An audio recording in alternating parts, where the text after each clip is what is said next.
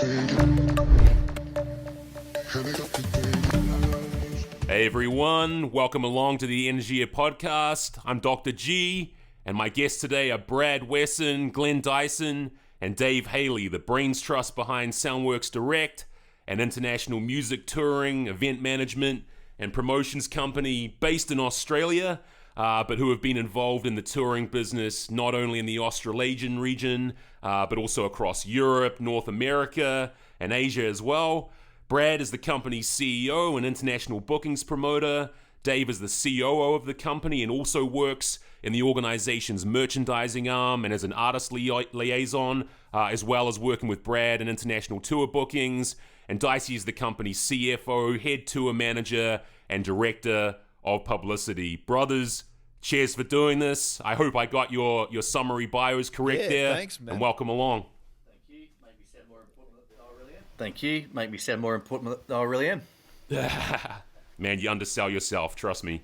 So Brad, Dicey, I've known you guys for about 15, 16 years at this point. And Dave, I think we first met about 13 or 14 years ago.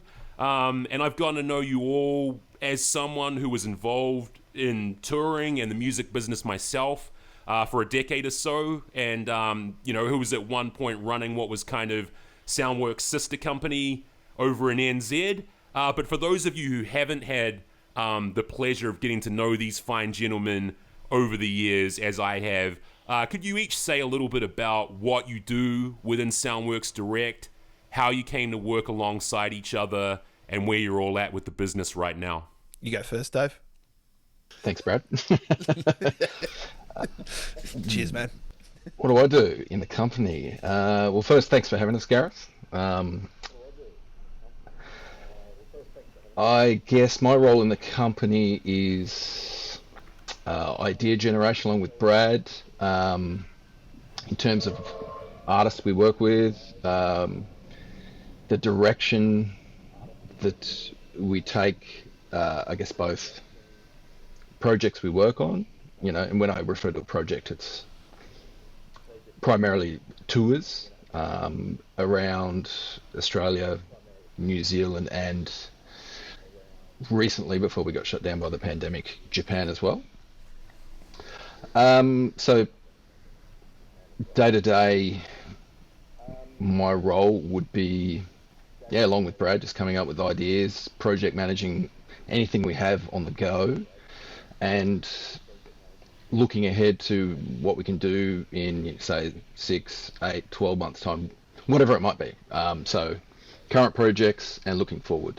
And then I guess handballing a lot of the logistical requirements along to Dicey to so he can do his job as best as he can.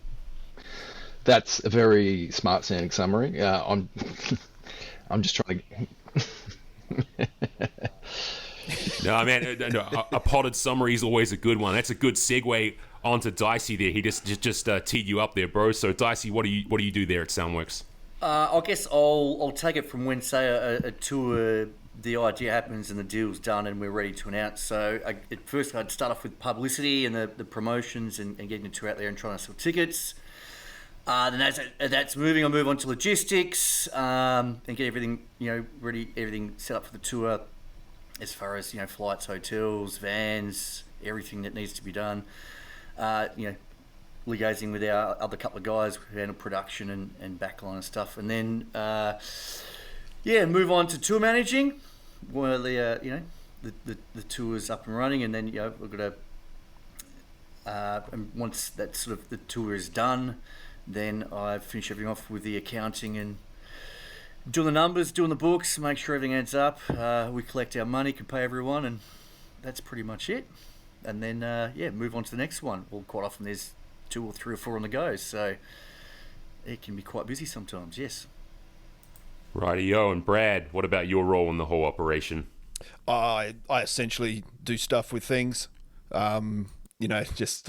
It's again working alongside with Dave, and I love the way you put that idea generation. Up until just then, it was known as coming up with shit, But yeah, that's a great way of putting it. And Dave and I, not only do we enjoy each other's company immensely, but we also, a chat about what we can do with something can go, an hour or two just on what about these ideas and all that sort of end. So without waffling, coming up with the concepts and ideas alongside Dave, often bouncing them, with other people within the organisation as well, including Dicey.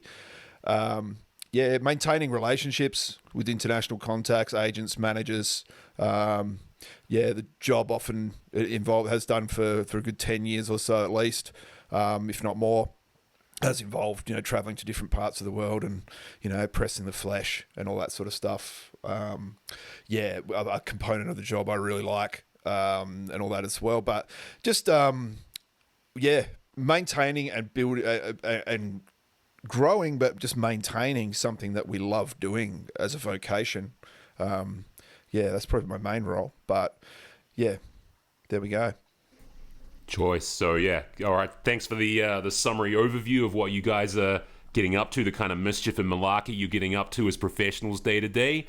The main reason I think above all that I wanted to get you guys on the podcast, on top of any old excuse to dribble shit with you cats, is that for me, as someone who used to work in touring, but who then made a pivot into my current career path of professional coaching and behavioral science and individual development, I actually learned way, way more about human nature and the diversity of personalities and differences in the way people think and behave and show emotions and so forth during my time working in touring than I did during the entire time I was getting my PhD. Yeah, right. The time when I was actually learning about human psychology in a truly scientific way. And I think that the main reason for that is that when you're involved in touring, you're always meeting such interesting, unconventional, out of left field people with really, fascinating and eclectic personalities. And there's always so many unusual events and happenings taking place because of those interesting personalities. And so you got this veritable archive of funny and fucked up work stories to refer to. And so when you come crashing back into the regular mainstream world, as I did, regular people in regular professions, with regular people's personal and professional problems, a lot of them just seem, with the greatest of respect and not wanting to sound mean-spirited about it, they just seem so ordinary and orthodox and vanilla and sometimes, quite frankly, deeply uninteresting by comparison. Like when I was at business school and someone was asked to describe a difficult person or professional experience that they'd had, all the responses seemed so tepid and timid and bland compared to even some of the fairly routine experiences I'd had with people while I was involved in touring. And I'm not saying that there isn't great diversity in personalities or characters outside of touring, but, quote, regular people in regular jobs, at least by comparison to people involved in touring, largely seem to be cut from the same relatively narrow piece of cloth in many ways. And so what I'd like to ask you guys is, first, just do you see things the same way as I've just stated them? And just in terms of touring, what's been your experience of people in conventional jobs compared to your experiences in touring? And is there something that you think is particularly notable or distinctive about the psychology and mindset of people involved in the touring world? Well, just to fire this off, using one of your own experiences, Gareth, I don't think the everyday person that's working in the corporate world or on a building site or anywhere really has had some maybe a manager come up to them and go, "Hey, we're going to need to strike all the alcohol off the rider or from the work party tonight for this person because last night in Sydney they accidentally slept with a transvestite." I don't think, or a transsexual or whatever it was. That probably opens up that window straight away. like to show you some of that reflective sort of a thing there, yeah, as compared to everyday life, and had to have a response like, "Oh, really? Yeah, consider that done. No worries." Right. Yeah, that's not something you would get with someone working at a shoe company or something like that, typically. No. Like being on tour, quite often, every day it can be a circus. There's a lot of different characters, a lot of things. You know, obviously, as organised you're trying to be, things always go wrong, like I guess any other business industry, but it can happen more often than not when you're out there every day and putting out fires. It's just, and you know, you're dealing with people who quite often, you know, a lot of bands we deal with, that's been their career, so they don't have, you know, your regular 9-to-5 jobs, so they're just, you know, used to being themselves and not having to conform, and you know, or to an extent, and yeah, so it can definitely be interesting out there, that's for sure. You know, dealing with different characters, and and 99% of the time it's totally awesome, and you just have a great time, and you learn to deal with those kind of characters as you know, obviously as you get more experienced and whatever. But it's certainly not 9 to 5, and I've never wanted to have a 9 to 5 job, so it's pretty you know, it's great that I end up doing what I do, because it's certainly not 9 to 5. It's 6 a.m. till 3 a.m. You know, 7 days a week for that tour you're doing, and you know, it's certainly an interesting way to make a living. And I guess that's the nature of it. It's not 9 to 5. It's you clock in at the start of the tour, and you clock out when it's done. And you're either 100% successful and the tour happens, or you failed if one of the shows falls over. That's a very bad day at work. You know, you don't get the time off. It's okay. You start and you end at the end of the project. Then you clock out, and that could be 1 week, that could be 2 weeks, it could be a month. So once you go to work, you're at work.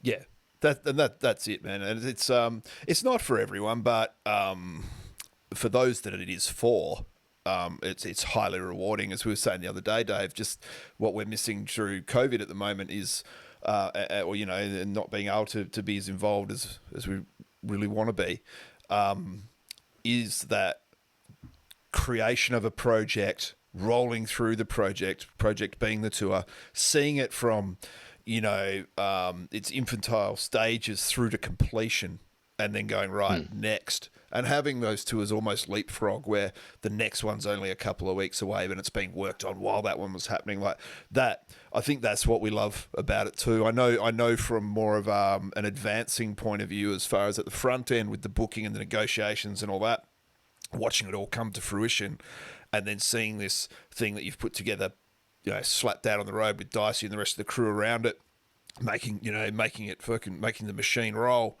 and then sitting down at the end and breaking it down, and what you said too, like, you know, making it work, and that's not just talking about turning something into profit.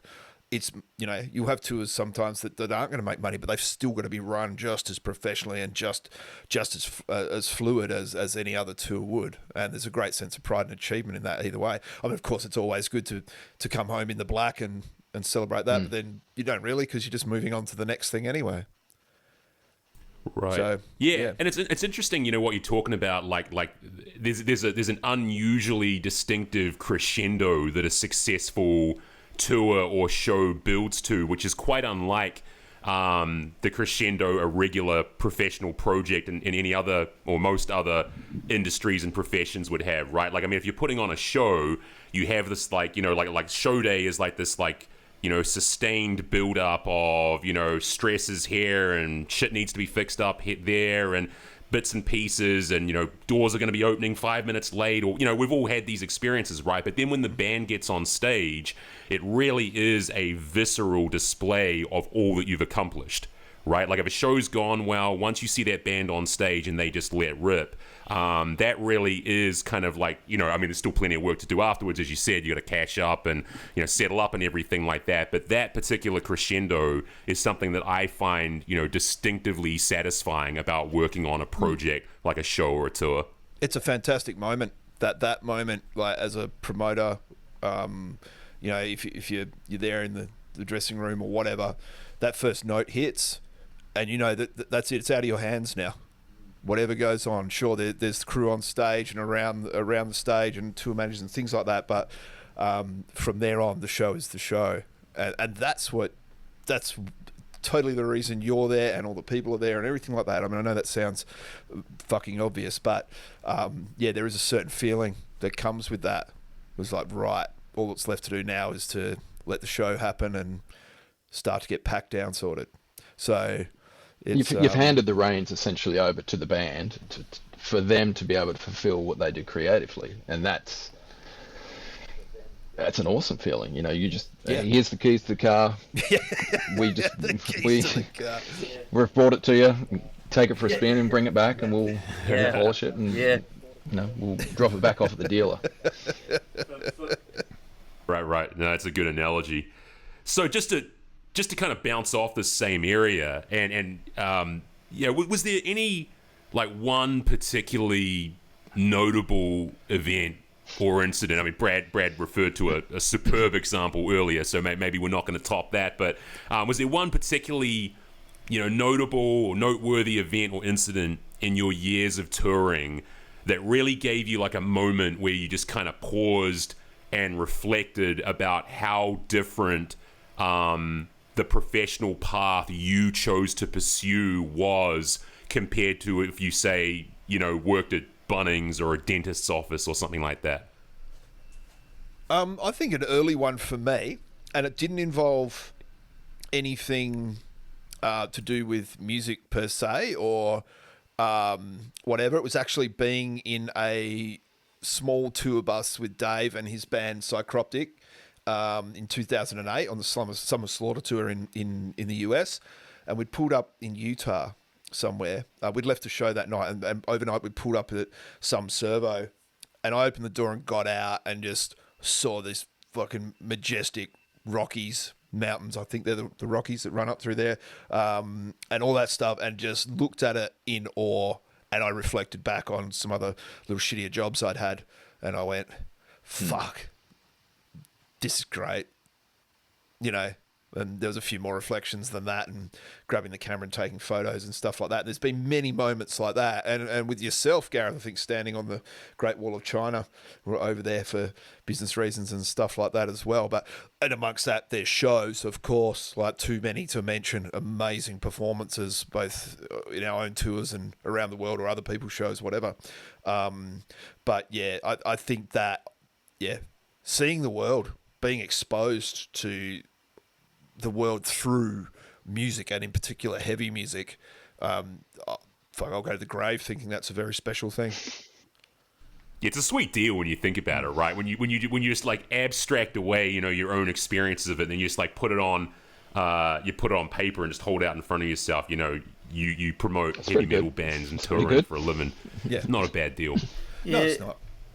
Yeah, I think for me, it's not like really any one moment. It's like every moment I'm out, whether it's within Australia, and I've probably toured Australia 150 plus times. I can't even remember how many times I've been to each city. And, I've been to New Zealand, all through Asia, Europe, the USA, and just every time I step off the plane, I'm like, okay, today I'm in Melbourne, tomorrow I'm in Sydney, and, then Monday I could be in, I don't know, Thailand, or then next week I could be in Europe, and just especially Europe and USA, and you're just in a different state or different country every day, and then it's brief, it is. You're seeing different people, different cultures every day.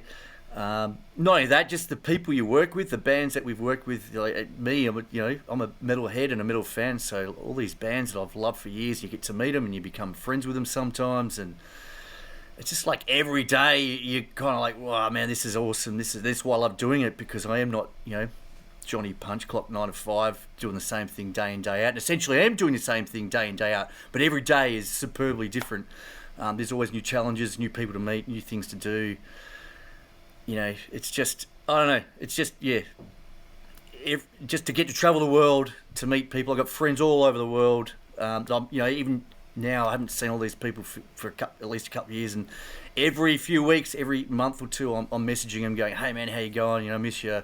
Can't wait to see you again on tour, or visit your country, or whatever. So for me, that's the best thing, is just getting to see so many different things and meeting so many different people, like, all the time. It's awesome. It's a great way to live, I reckon. I reckon there's a few of them that'd be happy with the break. Probably a number, I'm sure. No doubt. So sucks for you then, Bradley, doesn't it? You don't get a break, you're stuck with me. What about you, Dave? Like any particular incidents or series of incidents, or maybe it's just like a general, like Dicey said, maybe it's more like a general phenomenon of just meeting people around the world and being exposed to so many different places. Well, what's it been like for you? Yeah, it's definitely hard to pinpoint one exact moment or one tour. A lot of the time you don't realize how life-changing the particular moment is as you're going through it, and a lot of the reflection is post. Like, you might have a grueling tour that's just relentless and you're like, this is the worst thing. I just want to go home. I don't want to ever do this again. You get home, not in your own bed, and it's life-changing, because it's like you've just learnt so many lessons, and as time progresses it just becomes one of your more favourite memories. I guess just overcoming the challenges and obstacles that you wouldn't face in I guess a day-to-day regular job. Every day is completely different, but the same as well in its own strange way. Some tours are easier than others. If I was to single one particular tour, that would probably, for me, my bucket list was working with a band called Emperor. That was like, if we can do this, I'm done. Which, fortunately, we were able to. And that's one of the ones where it's like, you feel like you're doing everything for the right reasons. Financially, it's like, who cares? Just make this thing work. A lot of curveballs while the tour was going on, but still, you get to the end and it's like, wow, okay, we've ticked, like 10 years in the planning. Years and years to happen. It took years for that to happen. A long time. Exactly, yeah. 10 whole years that took, and that was for 3 shows. Yeah, we started in 2008. You talk about building to that crescendo that I talked about earlier, a 10-year build up to that, and those were some fucking great shows as well. Like, I was at one of the ones in Melbourne, Dave, your band playing, a fucking great show. But I mean, that is a crescendo right there. 10 years of build up to make it finally happen. 100%, yeah, that's got to be very gratifying. But then it's like, okay, we achieved this. What is next? So you're just looking for the actually directly after it. One of the questions myself and Brad, we were chatting, it's like, okay, cool, what could have we done better? What have we learnt from this? What can we, even though it was a great success, what could have we done better? What are the points that are going to make the next time, if we're lucky enough to work with a band such as Emperor or your caliber, how can we make it better? I feel good about that. Yeah. Always room for improvement. Even if you think it's the perfect tour, which is actually never happens, almost perfect. But even if it's great, things can be never going to be happier. Like, well, that's fantastic. But next time, let's make it bigger and better, and make you guys even happier and ourselves happier.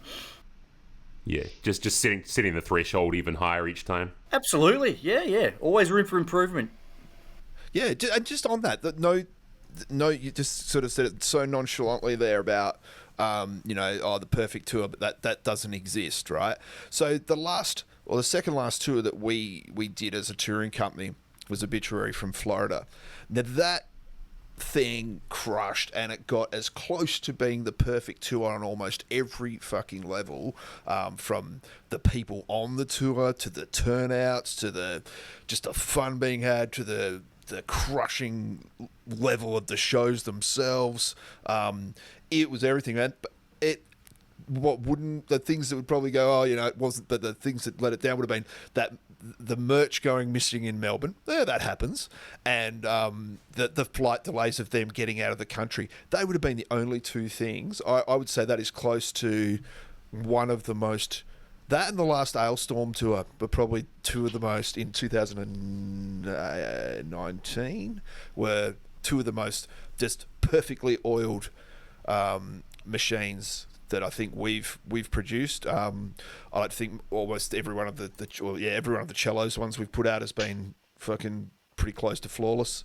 But and even on things of that level, we will communicate with tour managers and that on the road, post and pre tour, and make sure is this in the right place? Is that in the right place? That whole prior preparation prevents a piss poor performance. It's almost just the one thing that it separates whether you're a crappy tour operator or a good tour operator.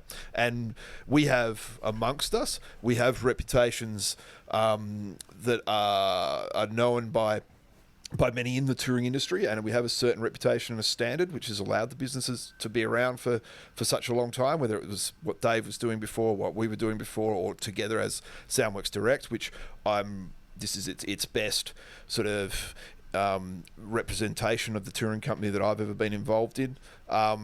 It's, I don't know, man. It's a perfect tour, I think, is where you've pleased everyone as much as reasonably possible.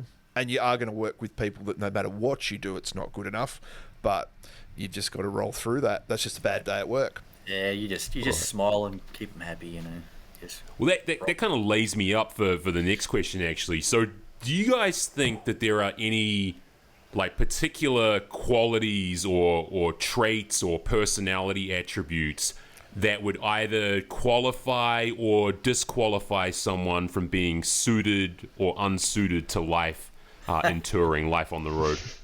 You got to be a lunatic. Well, yeah, slightly mad. You also have to hate sleep. You don't. If you like sleep, just forget about it, because sleep is overrated. Otherwise, you've got to hate sleep. You've got to like living in a suitcase. You love hotels. Dealing with lots of interesting people every day. Eating well is very difficult as well. So if you like your, I don't know, that can be hard. What is it? How do you say it? Quinoa, yeah. Quinoa and kale and all that kind of stuff. Yeah, it's hard to come by. I've never seen you do that. I don't, because just ruled it out in advance. It's not I get 3 hours sleep a night. But also too, you need to be, you got to have really, especially in my position as tour manager and out on the road, you got to have really good people skills. You got to be a quick thinker and a problem solver, because problems happen every day, whether they're little ones or big ones. They're constantly happening. Fortunately, I work with a good team, so problems come up and they usually get fixed pretty quickly. If they take a little bit longer, but we've haven't come unstuck yet. So there's a lot of qualities you need. Patience is definitely essential. I live off Red Bull. I don't like and patience, especially when you're running on a sniff of sleep every night.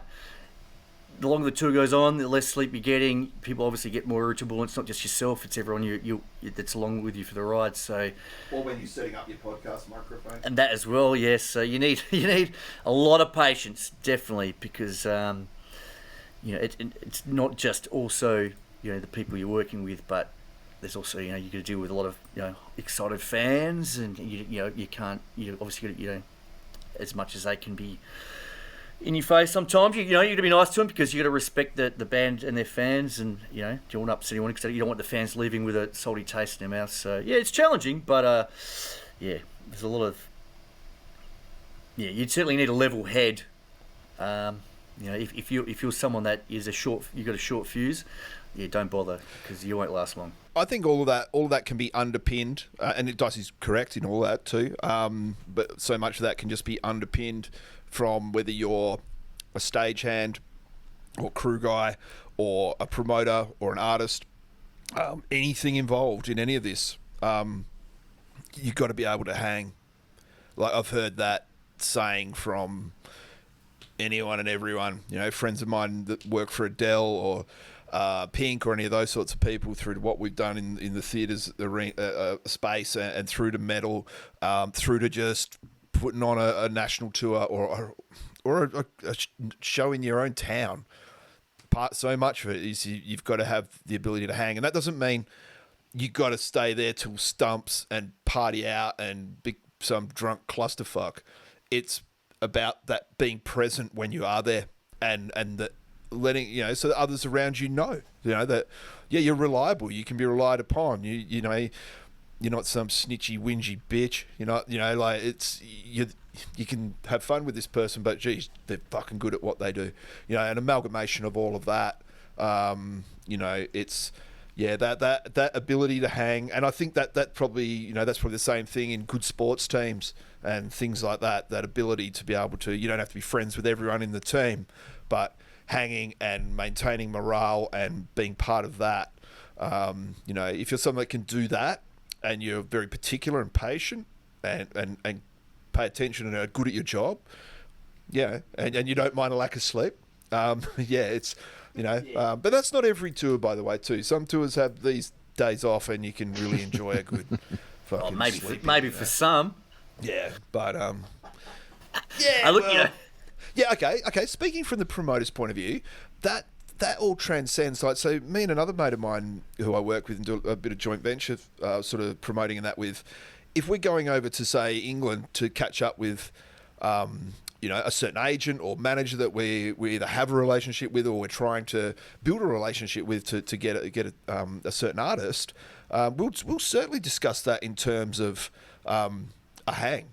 You know, like, let's go hang with, let's go blah, blah, blah. It's not as, it's like, all right, well, let's make sure we lock in our 1 o'clock. Some of those you're going to have and stuff like that. But some of my better deals with people have been done, you know, large, small, whatever, have been done with at the pub, essentially, you know, over a fish and chips and a pint.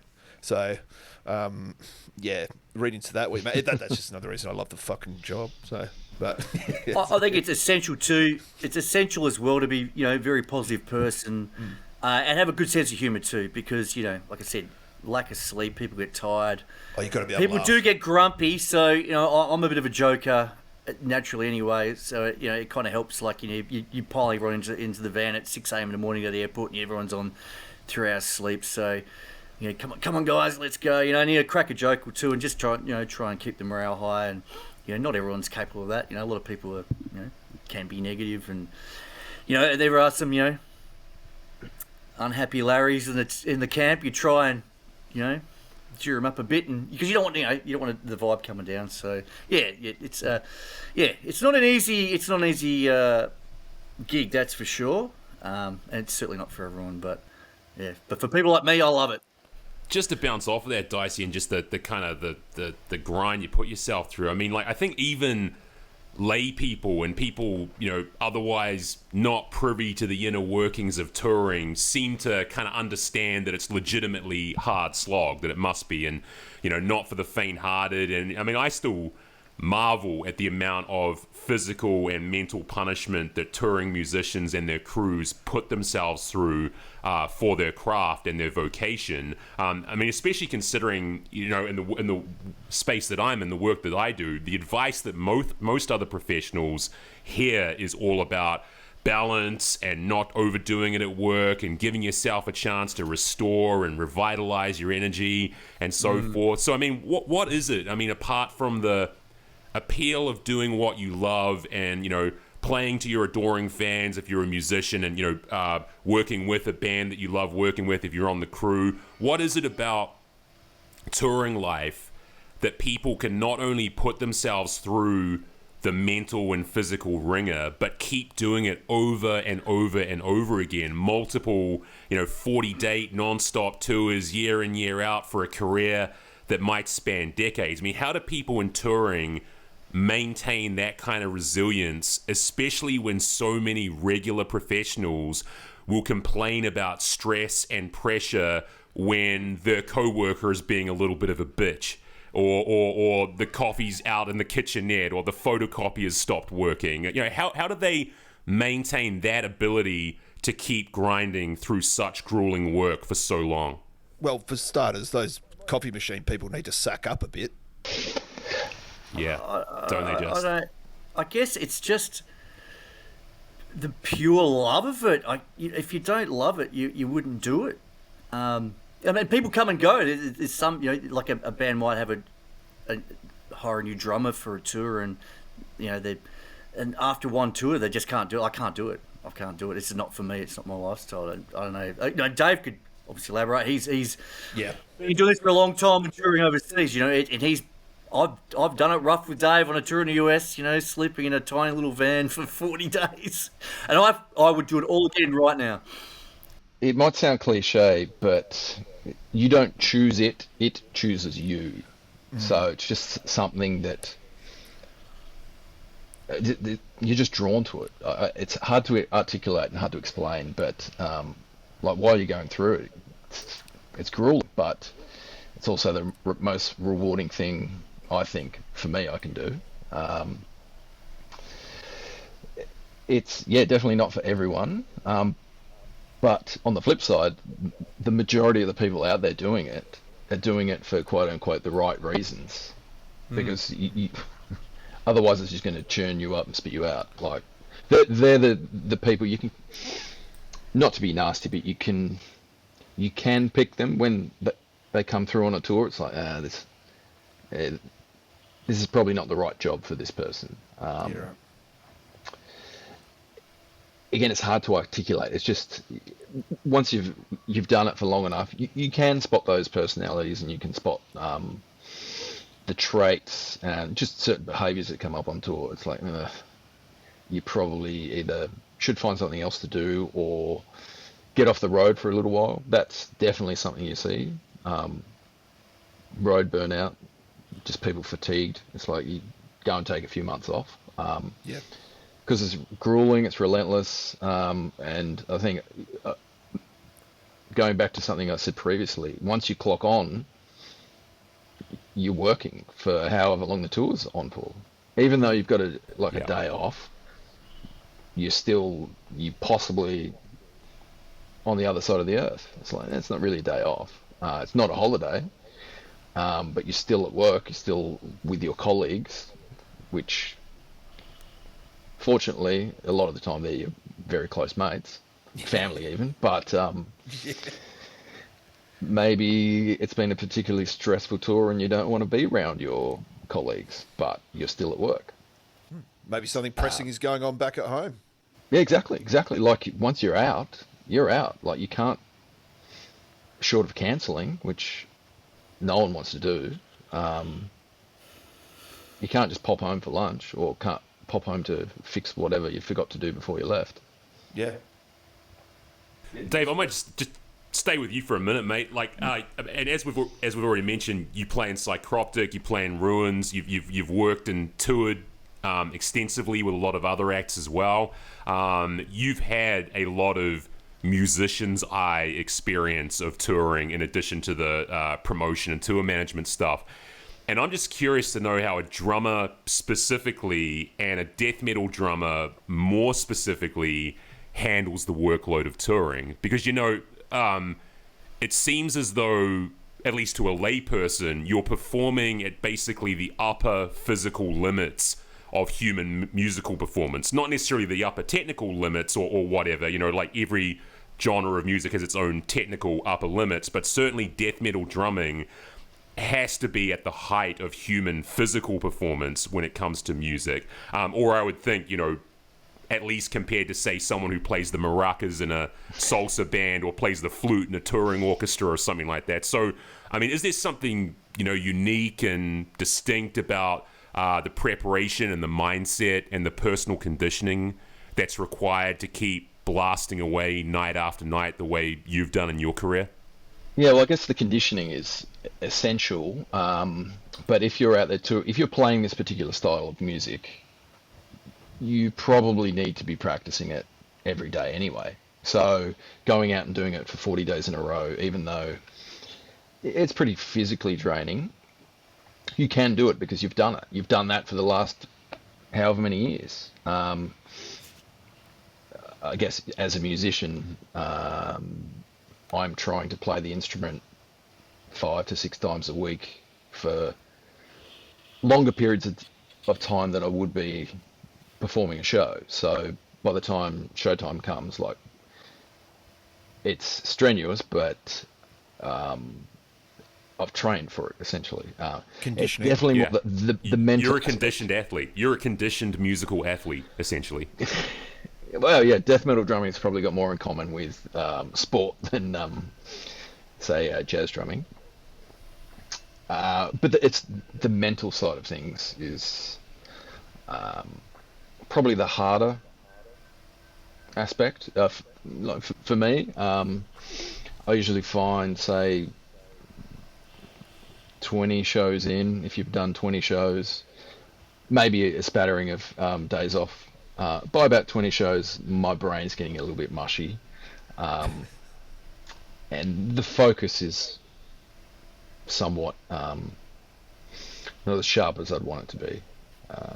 So the physical side of things is okay, just so long as you keep the extracurriculars to a minimum. Right. Yeah, It's a nice diplomatic way of putting it. It's something I definitely do as I get older, because it doesn't get easier, that's for sure. But the mental side of things, just keeping that in check, that's definitely a high priority for me. Yeah, no, it's very, very interesting. And do you guys have anything to add? And just in terms of, I mean, you've both sort of, and Dicey especially, you sort of alluded to this before, there are huge physical and mental, like the physical side of things, you can't eat well, you're not going to get a fuckload of sleep, and if you do, it's not going to be particularly restful or comfortable or anything like that. But then on top of that, you're talking about you need to have a sense of humor, you can't be an impatient person, you can't lose your temper. So do either of you two guys sort of like see there being, do you think the physical component or the mental component of touring is more punishing? For me, well, I mean, Dave is an absolute machine. Let me just go there for a little bit. I mean, the guy runs like between 6 and 8 Ks a day as well, on top of what he was just saying about drumming. I mean, that says a lot about Dave's physical approach to both life and the instrument. And I'm not going to make him feel uncomfortable here, but I'm not the only person in Dave's life that is, inspired by some of his pursuits and the way he gets on with things. It's Just trying to get by, mate. I'm just trying to get by. Yeah, and throw on top of that, he's a fucking totally awesome individual too. So, but anyway, enough about him. So it's the physical and mental thing. I mean, I see now more than ever people in the music industry.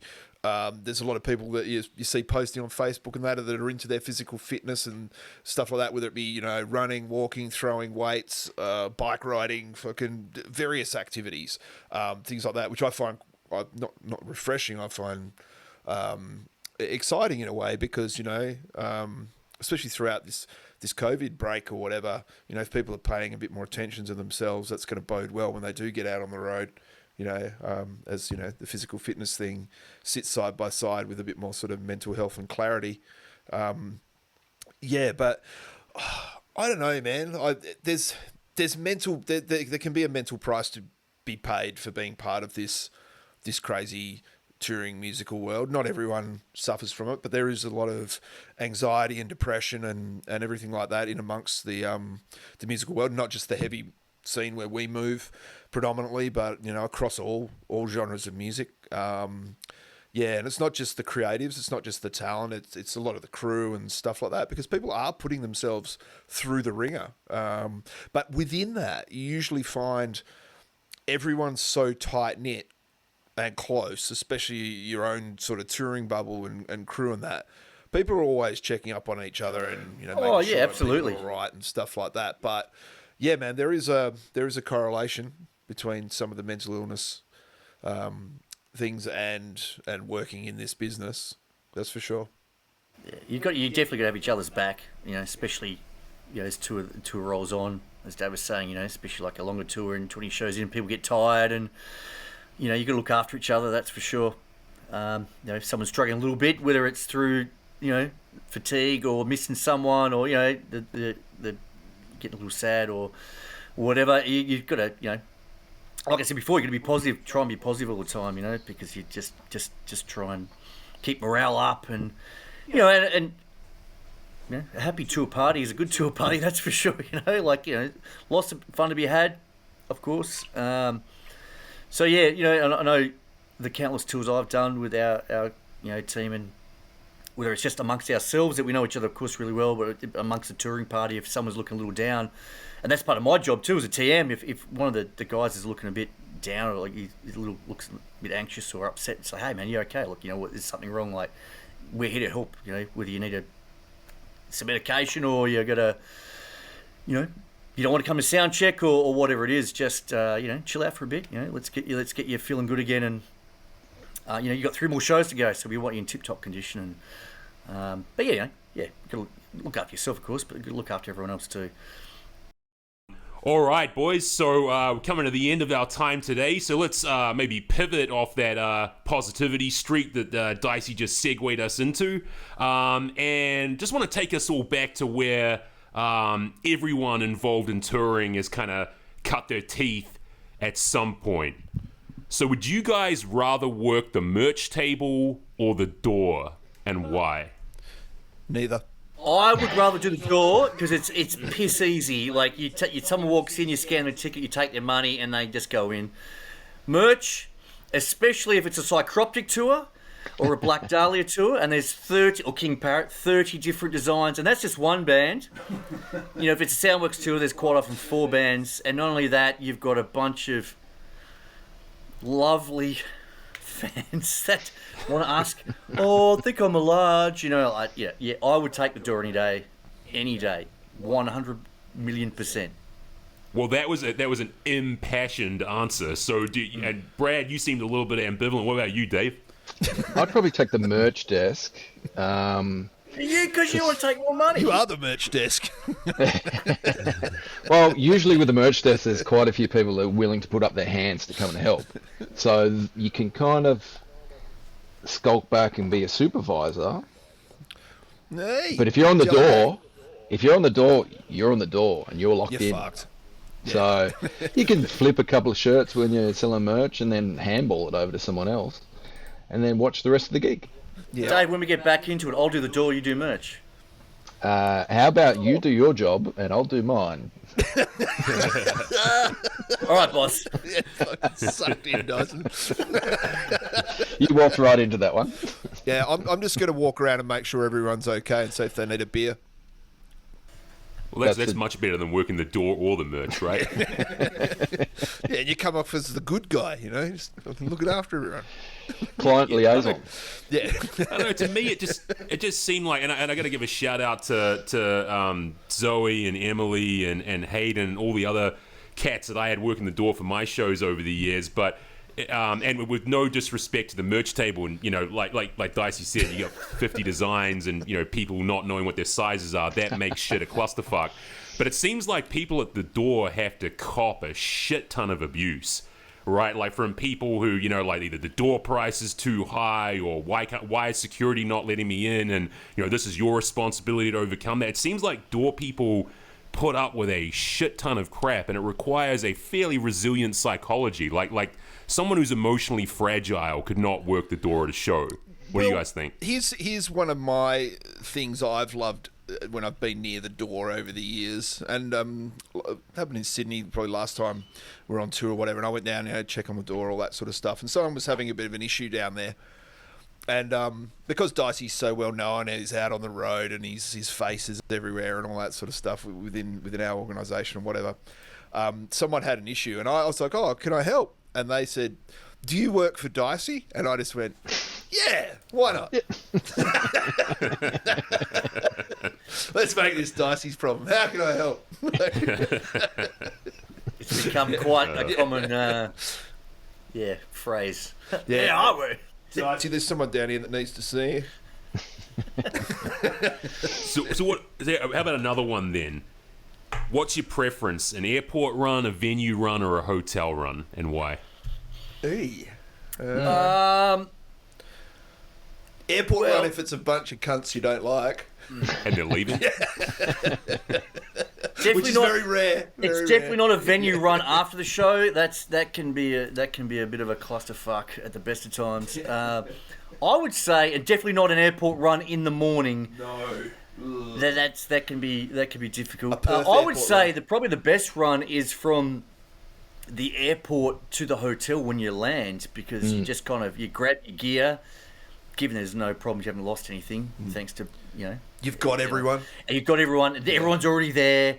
You get in the van, you go to the hotel, and from there, you go, okay, well, some of us are going to go to the venue now, and those who need to come with us, let's go, and I'll pick the rest of you up at 4 p.m. or whatever. That's probably the easiest one. Or the first day of tour, it's even better because you're like, oh, okay, we'll drop you guys off, freshen up. Do you want to go out for dinner or something?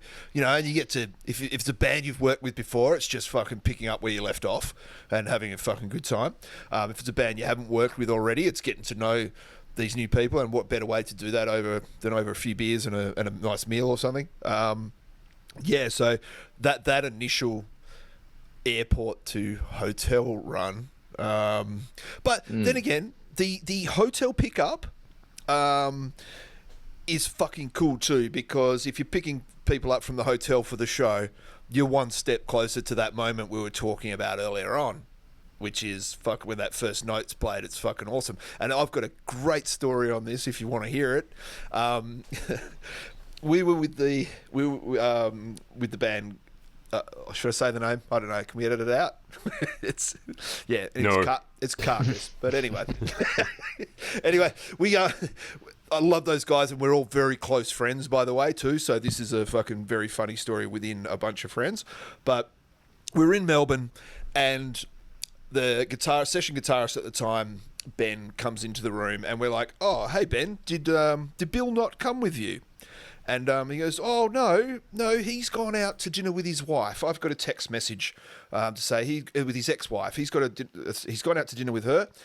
And everyone in the room, we all looked at each other, and we looked, and I said, "Who's going to say it?" And I was like, "I'll do it."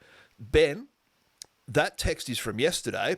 That was last night in Sydney. Are you telling me that Bill is still sitting in the lobby waiting to be picked up? Oh, yes, he might be.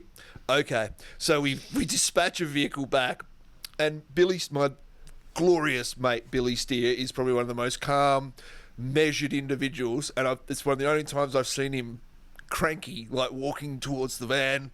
And by the time we got in there, he was sitting in the back of the car. It turned into a laugh. But when we got back to the venue, this session guitarist got sat down and just drilled about paying attention. Man.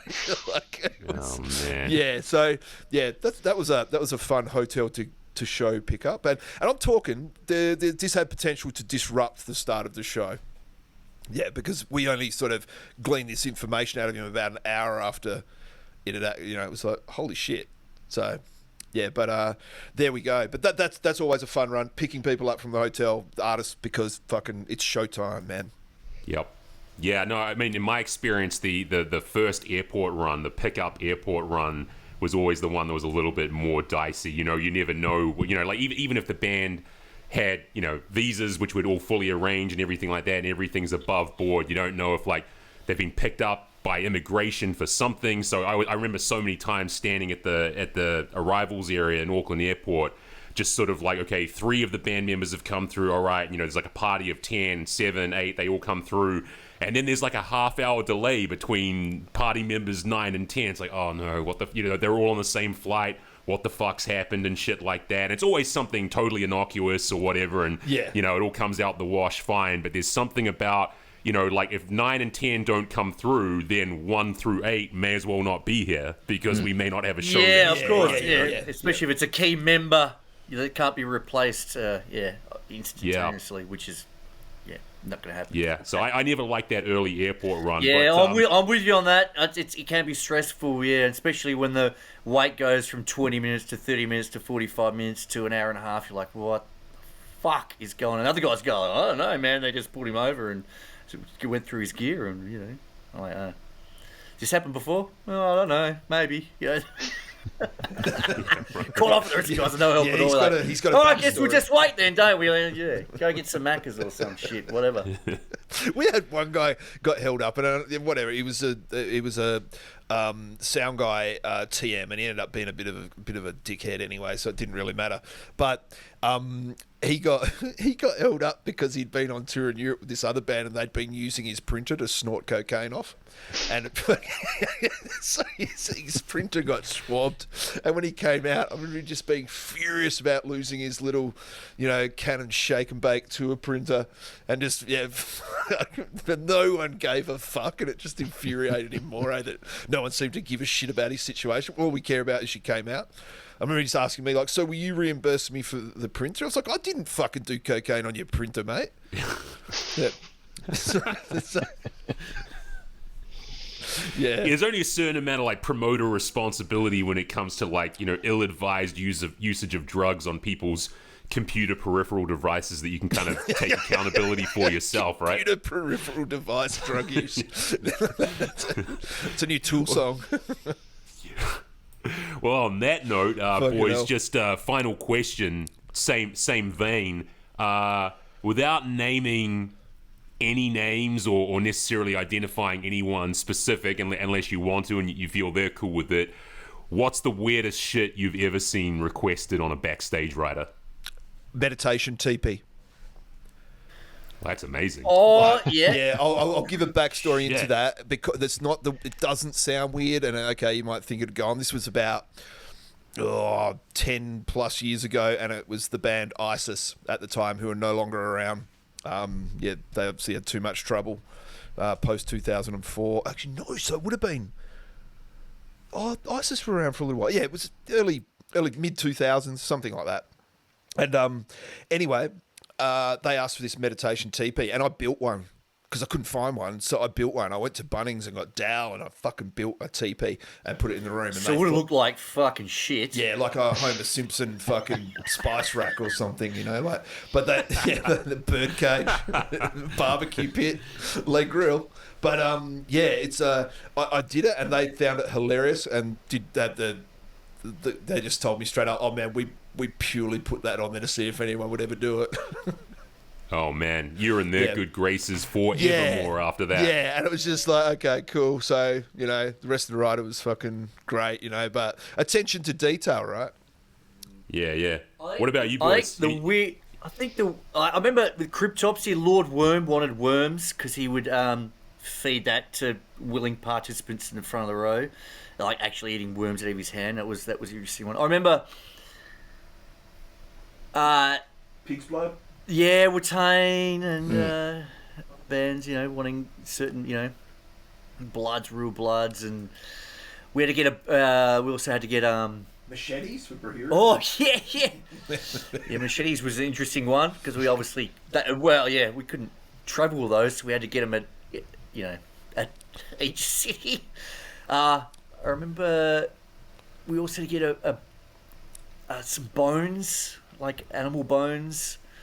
For certain stage set up and whatever. It's like, weird. I tried eBaying it. I thought, hang on, a mate of mine down south worked on a sheep farm. I was like, hey man, you got any bones? So he shipped them up. Travelled around with them. So every time I checked and said, look, gotta be honest, I got a box full of bones. They're not human, so don't worry. And was it Napalm Death who wanted nothing less than 5% beers? Even 4.9% wasn't good enough. So, like say in Adelaide, it was Cooper's. 4.9, it has to be 5. So we had to go out and buy some from another bottle shop and get something that was 5%. So. I was sympathetic. Yeah, I enjoyed the beers. Yeah, I think I did too. But yeah, it was. I think one thing I do remember too is I've sold my soul in the past and worked for. I do a lot of driving work for bigger international acts, and I was driving for Justin Bieber, who you could imagine probably had all sorts of stuff backstage, who knows, lobsters, whatever.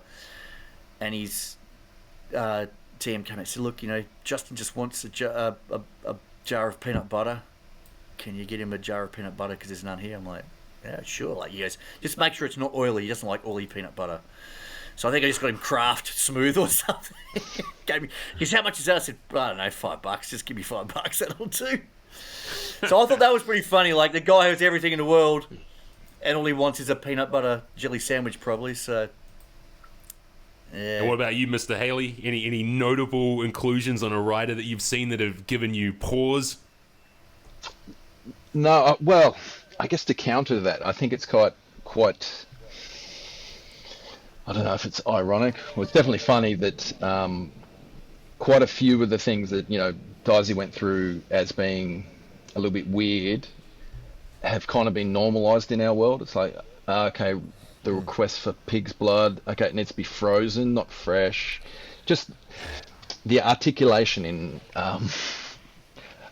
some of those, the stage props, the bones, okay, the bones have got to be bleached by the sun and not bleached by the, that's the elements of and to the regular person that would raise their eyebrows, but in our world it's kind of like, okay, cool, yeah, no worries, we've done that before, we know where to source these particular things. Yeah, exactly. Yeah, it gets interesting. It does get interesting in the extreme metal world.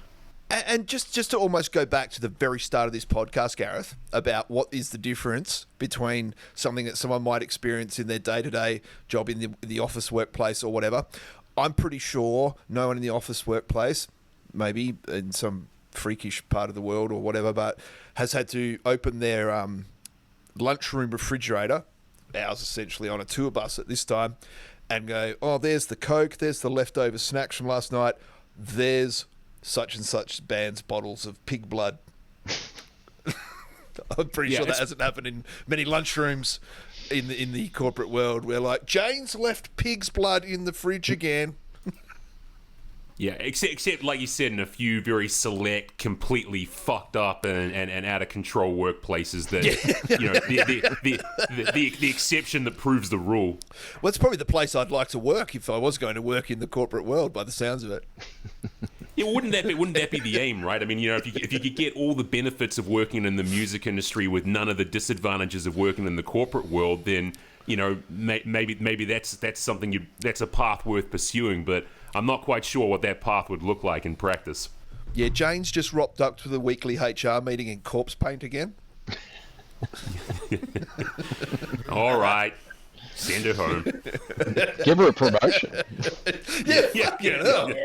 Direct report to the CEO. Fucking hell. Yeah, if he's wearing Dark Throne shirt, make him president. Black metal C-suite. Yeah. That probably is actually already a thing in Norway, right? The black metal C-suite executive. Yeah, I've got like no doubt there would be, like in Norway or some place like that, there would be some company where literally the C-suite could be called a black metal C-suite. They're either all black metal fans or play in a black metal band. I reckon it's entirely likely there's a company in Norway which has a legitimate black metal C-suite. Yeah, right. Oh, no doubt. Yeah, did they make a cough lolly ad or like a lozenge, like ad? Finish ad. It was finished. Yeah. Right. Listen up, black metal bands. I want to see a black metal film clip that isn't done in the snow and the forest. That's done in a corporate workspace. Yeah, with a photocopier in the background and someone bitching about no coffee in the kitchenette. Just Necro Butcher photocopying his own ass, sending it to fucking up. Didn't Blood Duster have a song and a photocopy ad? Is that right, Dave? Yeah, that was on a Xerox ad. Yep. That's right. Yeah, I thought so. See, yeah, grindcore in the corporate world, awesome. Yeah, Fuller probably still didn't collect the royalties though. Still dipping its toes, but making headway, making progress incrementally and gradually. But boys, this has been a blast. This has been actually fascinating. Just getting your perspectives on, just the psychological perspective of touring and just the experience of what it's like being on the road, how it tests you, how it like you mentioned earlier, all pushing to improve show by show and trying to take this thing from strength to strength and into the stratosphere. It's been even as someone has worked with you all closely in many events and had many occasions to catch up with you, it's still been extremely insightful, extremely fascinating and interesting, and I hope we can do it again sometime. So boys, really appreciate it. Thanks for being here, and hope to see you boys again real soon. Thanks very much. Loved it, man. Absolutely. All right, cheers, fellas. Let no one